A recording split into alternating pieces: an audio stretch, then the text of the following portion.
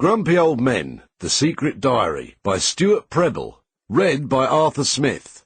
Forward by Arthur Smith. Me.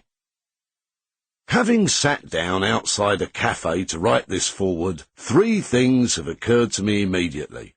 1. This wobbly table means I'm going to spill my tea. 2. Why have they brought me a cup of hot water with a tea bag and a sachet? Why have the owners of this place copied the French way of making a cup of tea, when even the French can see they don't understand the stuff? Never buy tea in Paris. It's an immutable law, like never eat a fried egg sandwich on a crowded train. And 3. Once I have opened the sachet and marinated the tea bag, what am I meant to do with the spent bag? Putting it on the saucer seems to be my only option. Yet, this guarantees that the last death oozes of the tea bag will produce enough liquid to coat the bottom of my cup, which will then drip down over my clean white t-shirt. Yeah, you see how miserable it can be to be a grumpy old man? The simplest procedure can cause an internal diatribe against all the bastards who are conspiring to interfere with my well-being.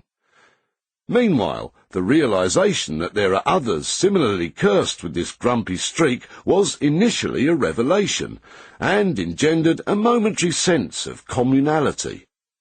That soon passed, of course. Rory McGrath, John O'Farrell, Tim Rice, Des Lynam, John Stapleton are all fellow grumpies, but I don't feel the need to start going on holiday with any of them. Well, except Des, of course. Nevertheless, I am pleased that I am not alone in the world, and that indeed everywhere I go I find other people who also have a persistent internal whinge going on.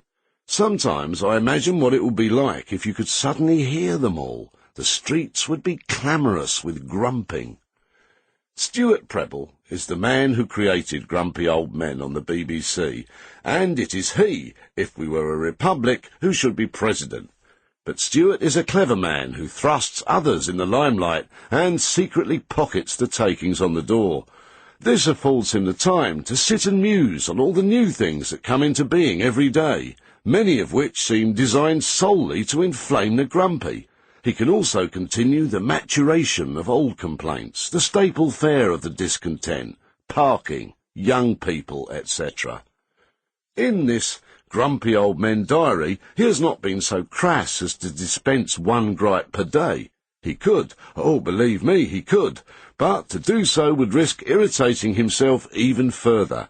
However, what he has done is to show how grumpiness spreads pretty evenly right across the year. It is impervious to season. Sample complete. Ready to continue?